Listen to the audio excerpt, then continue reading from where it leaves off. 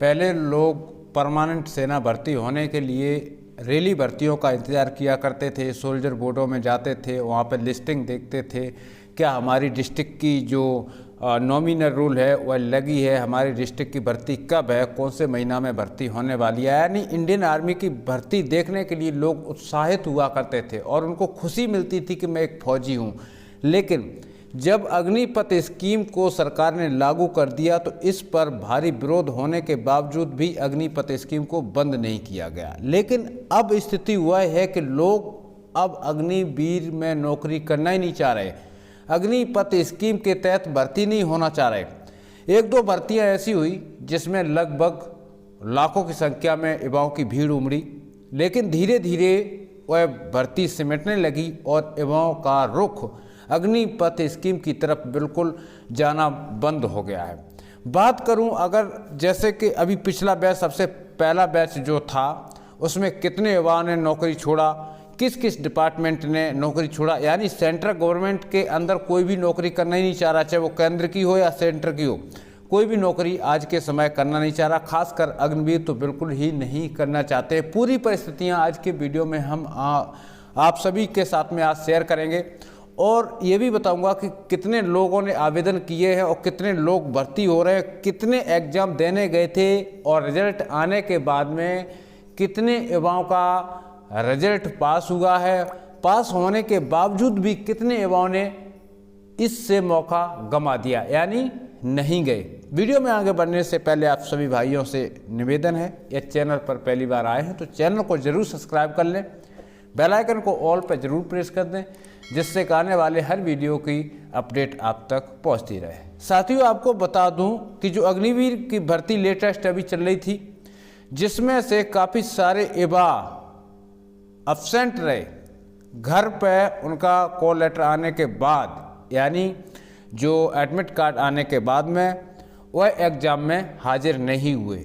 सबसे पहले हम इसमें बात कर लेते हैं जो पद अभी देखे, असम राइफल्स के 1280 लोगों ने नौकरियां छोड़ दी हैं, बीएसएफ के 4127 लोगों ने नौकरियां छोड़ दी है, सीआईएसएफ और केंद्रीय उद्योग सुरक्षा बल 596 लोगों ने नौकरियां छोड़ दी हैं। इसी प्रकार से अन्य कई श्रेणियों के जो कर्मचारी हैं, चाहे वो बीएसएफ हो, सीआरपीएफ हो, सीआईएसएफ हो या असम राइफल्स हो, यानी कोई भी जो हमारी होम मिनिस्ट्री के अंदर अर्धसैनिक बल की जो सर्विस आती हैं, उससे काफ़ी युवाओं ने इस्तीफा दे दिए हैं और अपने घर वापसी भी हो चुके हैं। अब हम बात करते हैं अग्निवीर की। तो जैसे साथियों आपने देखा कि जो फर्स्ट बैच था उसमें से काफ़ी सारे युवा बीच ट्रेनिंग से नौकरी छोड़ करके और घर आ गए। काफ़ी सारे युवा अपने यूनिट जाने के बाद में 15 दिन की या 10 दिन की या 20 दिन की, 1 महीना की छुट्टी आए और वो वापस ही नहीं गए। क्या रीज़न है? तो सबसे बड़ा रीज़न ये है कि उनको एक मजदूरी बेस पर रखा जा रहा है, यानी 21,000 रुपये उनको एक साल मिलेंगे। उसके बाद में नेक्स्ट ईयर उनका अलग स्केल होगा। तो कहने का मतलब 700 रुपये पर डे के हिसाब से उनसे काम लिया जा रहा है और 700 रुपये के लिए वह 24 आवर्स के नौकर हैं। कोई पुलिस की भर्ती तो है नहीं या पुलिस की सर्विस तो है नहीं कि 12 घंटा काम किया और 12 घंटा काम करने के बाद में 6 घंटे बाद अपने घर आ गए। कहने का मतलब यह है कि एक स्टेट गवर्नमेंट की नौकरी ऐसी होती है जिसमें आप अपनी ड्यूटी करके और हर हफ्ते 1-2 दिन के लिए घर आ सकते हैं। लेकिन सेना की वर्दी और सेना की नौकरी एक ऐसी नौकरी है जो कि आपको 24 आवर्स का नौकर इसलिए समझती है कि आपको वहीं रहना, वहीं खाना, वहीं धोना, सब कुछ जो करना है आपको वहीं रह के करना है।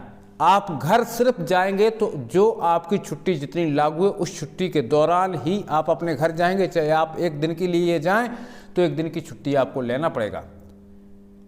स्टेट गवर्नमेंट की सर्विस में ऐसा नहीं होता, इसलिए वह जो एक सैनिक होता है वह 24 आवर्स का नौकर हो रहा है। अब रक्षा मंत्रालय को ये चीज़ें कौन विस्तार से बताएगा कि एक अग्निवीर 1 साल में 1 महीना के लिए घर जाएगा, यानी 11 महीना वहाँ घर में काम करेगा और 11 महीना काम करने के बाद में 1 महीने के लिए वह घर जाएगा। 700 रुपये पर डे के हिसाब से मजदूरी उसको मिलेगी। ये कई मीडिया वालों ने इस पर विचार किए। कई मीडिया वालों ने सेना के अधिकारियों से बातचीत भी की कि ये इसमें कहाँ तक सच्चाई है और क्या इसमें और कुछ सुधार हो सकते हैं। तो कहने का मतलब ये है कि आपने जब वर्दी पहन ली है उसके बाद में आपकी सुनने वाला कोई नहीं है। काफ़ी सारे युवाओं ने रक्षा मंत्रालय को चिट्ठियां लिख लिख के भेजी हैं कि हमारे साथ में ऐसा व्यवहार हो रहा है, हमारे साथ में ऐसा सलूक किया जा रहा है, लेकिन अभी तक उन चिट्ठियों पर कोई भी अमल नहीं हुआ। काफ़ी सारे युवा नौकरी छोड़ के अपने घर चले गए हैं, क्योंकि 700 रुपये अगर उनको मिलेगा तो आजकल लोग इतना दिमाग रखते हैं कि ऑनलाइन एक दिन में 10,000 रुपये कमाते हैं, 15,000 रुपये कमाते हैं, लाखों रुपए कमा रहे हैं। और ये पढ़ी लिखी जनरेशन है जो भी अग्निवीर में जा रहे हैं। ये सन 1962 वाली सेना नहीं है कि अनपढ़ अंगूठा टेक और जहाँ लगा दिया वहाँ लगा दिया, वहाँ से पीछे हटने वाले नहीं हैं। अब जो सेना है वह टेक्नोलॉजी से चलती है, अपने दिमाग से चलती है और वह चीज़ रजिस्टर्ड करती है कि आज मैंने फलानी जगह जा कर के ये काम किया था। सब चीज़ों का रिकॉर्ड रखती है। तो कल को हम वहाँ पर भेजेंगे तो वह तुरंत बोल देगी कि मैं तो कल भी वहाँ गया था, आज भी यहाँ गया था, अब नहीं जाऊँगा। तब आप क्या करेंगे? तो ये सब चीज़ें हैं। हमने एक रजिस्टर्ड चैनल की जो स्क्रीनशॉट आप यहाँ पर देख रहे हैं NDTV का, तो यहाँ पर जो मीडिया के जो लोग थे उन्होंने अग्निवीरों से भी बातचीत किया और उनको क्या क्या परेशानी आ रही हैं, पूरी परेशानियों का रिसर्च करके उन्होंने जो प्रोसीजर फॉलो किया। यानी अग्निवीर का जो नौकरी है वो किसी भी कीमत पर सक्सेस नहीं है। अब सरकार को ज़रूरत नहीं पड़ेगी किसी को खींचने की, न सरकार को किसी युवा को ज़रूरत नहीं पड़ेगी सरकार से बोलने के लिए कि अग्निपथ स्कीम को बंद करो। ये रक्षा मंत्रालय भी अच्छी तरह से जानता है और हर एक अपडेट रक्षा मंत्रालय में दी जाती है कि अग्निवीर की कितनी भर्तियां हुई, कितनी वैकेंसी खाली हैं। अभी अगर बात करूं तो हिंदुस्तान आर्मी के अंदर एक सैनिकों की इतनी बड़ी डिफिशेंसी चल रही है कि अगर आज हमारे देश को किसी परिस्थिति में हमारा देश फंस जाता है, किसी पड़ोसी देश से युद्ध लग जाता है, तो हमारे पास सेना पहले से काफ़ी कम है। अगर अब बात करूं तो 13 लाख ऑथराइजेशन है हमारी इंडियन आर्मी की, और 13 लाख से अगर बात करूं तो आज की डेट में 9 लाख भी सैनिक हमारे पास नहीं है। ये सच्चाई है। सरकार इसका ब्यौरा माने या ना माने, या आप इसका ब्यौरा मांगे या ना माने, कि जो सच्चाई यही है कि आज हमारे पास 13 लाख जो सैनिक ऑथराइजेशन है उससे 4 से 5 लाख सेना में डिफिशेंसी कम चल रही है।